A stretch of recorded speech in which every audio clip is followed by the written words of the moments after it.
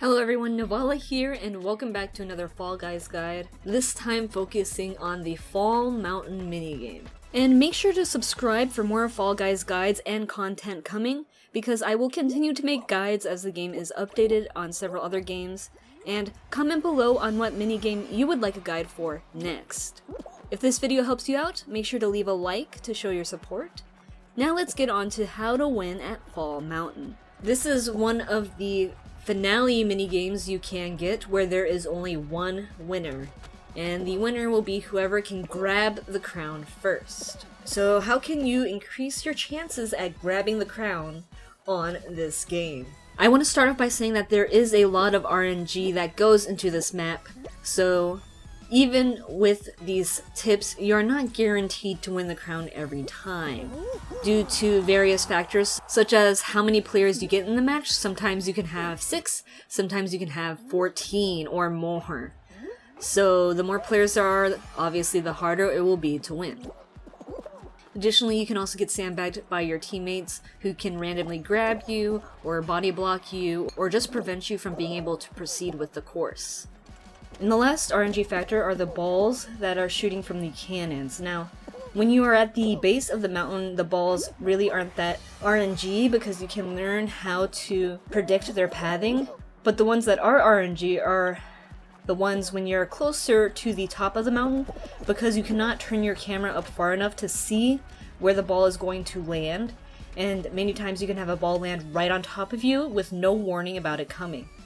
You can try and do your best to look at the balls as they shoot out of cannons and predict where they will fall, but this is not always possible, making the balls near the end of the course far more deadly than the ones earlier in the course. Now let's get into the tips that I have for you to make this course a little bit easier. So right from the start, you want to jump off the platform because there is a dip, and if you do not jump, you will probably stumble and fall behind.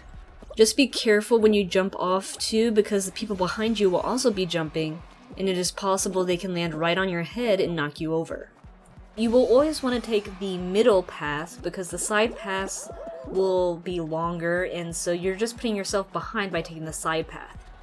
Now as you run through the middle, make sure to look up above you at the mountain and see which direction the balls are coming. You need to calculate in your head, basically, where the ball is going to bounce off to, and then determine which side you want to go, left or right, based on that. A lot of ways to success on Fall Mountain rely on you being able to properly predict the movement of the balls. Now, at the beginning, there will always be one ball going towards the left and one ball going towards the right. The right ball will almost always hit the propeller, and you could potentially use the propeller to fling yourself forward if the ball hits it hard enough. On the left side, however, the ball does not always go for the propeller. Instead, it usually goes for the ramp right next to the propeller. So if you go on the left side first, you can often get screwed by your team because they will push into the propeller and knock you over. Or one time I had people pushing on the left side of the propeller when we were pushing on the right side, and so it just didn't move.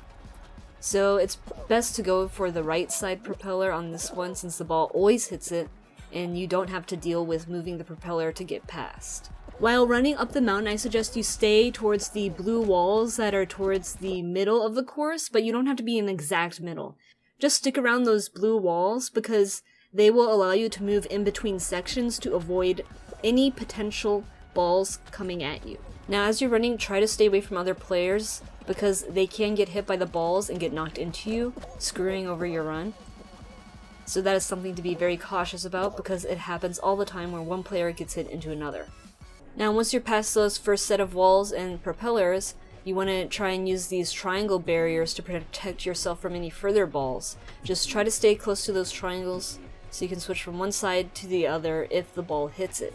I strongly recommend that you never ever hug the far right or far left walls, because a lot of the times mini balls will just get stuck in that direction and keep slamming the side of the wall, and you'll just get permanently stuck. So it is far better to always stick with the middle and then use the barriers in the middle to your advantage the best you can. Now, once you get to the hammers, depending on which side you're on, I recommend sticking to the wall there, because if you go to the far left or far right side, you can easily just bypass the hammer with your timing of it.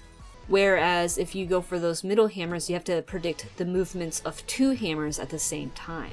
Now, if you get good at predicting these hammers and you have no trouble going through 2 hammers that are swinging around, then go for it.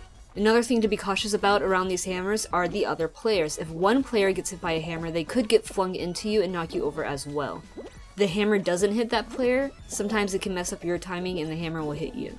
So just do the best that you can with staying away from players while going through the hammers. Now the thing about the crown though is that it does move up or down, and here you can get screwed by RNG because if you make it to the top first but the crown is up, you will not be able to grab it, and then you have to wait for the crown to come down, and by the time the crown comes down, there's probably other people on their way.